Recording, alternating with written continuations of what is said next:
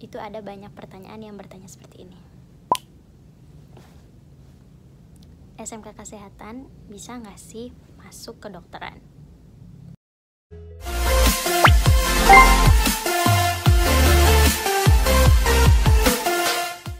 Assalamualaikum warahmatullahi wabarakatuh. Halo teman-teman semuanya, welcome back to my YouTube channel. It's me Sarifah biasa.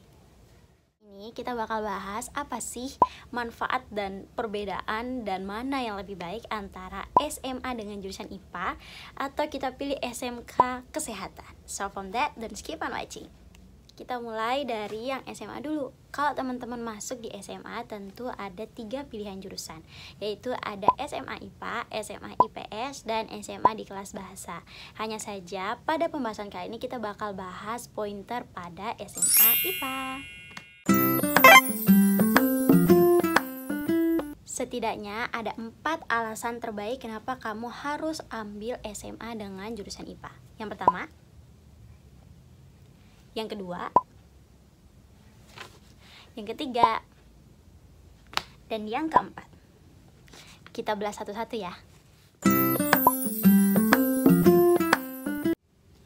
Yang pertama, dapat membuat kamu berpikir logis. Pada pembelajaran dengan jurusan IPA, banyak sekali pelajaran-pelajaran yang mampu dan akan menuntun kamu untuk berpikir secara logis, berpikir dengan logika, berpikir dengan banyak-banyak faktual, dan banyak-banyak hal-hal yang tidak kamu sadari. Untuk itulah, kamu patut nih untuk masuk di SMA IPA.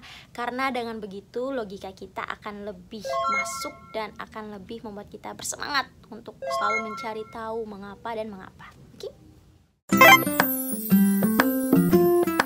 Lakukan eksperimen. Nah, contoh kecil aja, ketika teman-teman masuk di SMA dengan jurusan IPA, teman-teman akan menemukan 3 pelajaran utama, yaitu ada fisika, kimia, dan biologi. Nah, pada kimia tentu kita akan bereksperimen nih teman-teman, kita akan dibawa ke ruang lab, sama juga dengan yang biologi. Nah, kalau bedanya si kimia ini kita akan belajar bagaimana larutan itu terbentuk, bagaimana ini, bagaimana atom, dan sebagainya. Kalau untuk si biologi kita akan belajar bagaimana struktur organ, apa yang membentuk, dan sebagainya. Dan untuk si fisika nggak ketinggalan, kita bahkan belajar bagaimana elektronik, bagaimana listrik, bagaimana ini, bagaimana itu. Tentu buat teman-teman yang suka banget bereksperimen, yuk join di SMA jurusan IPA.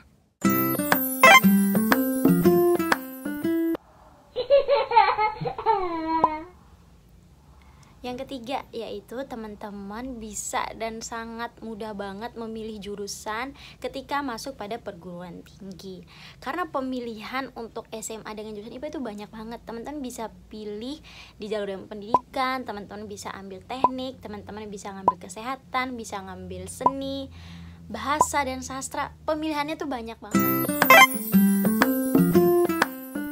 Video yang sebelah, yang keempat adalah pilihan pekerjaan atau peluang pekerjaan yang banyak dan bervariatif. Karena dari yang disebutin tadi ya udah jurusan ini tentu bidang pekerjaan juga sangat banyak nih teman-teman. Teman-teman bisa jadi dokter, teman-teman bisa jadi arsitektur, teman-teman bisa jadi seseorang di teknik sipil, bisa teknik kimia, pendidikan IPA, pendidikan biologi, bahasa, sastra, seni kriya, seni rupa, macam-macam deh. Pokoknya teman-teman mau kerja di bidang apapun, di bagian manapun, di lokasi apapun, sabi banget sih. Selanjutnya kita masuk pada SMK Kesehatan. SMK Kesehatan adalah sekolah menengah kejuruan yang berfokus pada bidang kesehatan. Ada sekitar 2 alasan yang paling penting kenapa kamu harus ambil SMK Kesehatan. Di antaranya apa aja tuh? Next. Sama banget, bidang kesehatan itu selalu berkembang, selalu diperlukan, selalu berinovasi, dan tentu memerlukan peran orang-orang yang baik di dalamnya. Jadi jangan heran kalau jurusan SMK Kesehatan juga salah satu jurusan paling favorit untuk baik laki-laki ataupun perempuan yang suka bekerja atau suka berinovasi di bidang-bidang kesehatan. Alasan yang kedua adalah SMK Kesehatan akan membuat kamu atau akan mengajak dan mendorong kamu menjadi seseorang yang memiliki ilmu kesehatan juga ilmu sosial. Jadi kamu gak hanya fokus di bidang kesehatan doang, tapi kamu akan memiliki rasa sosial yang lebih tinggi kepada orang lain.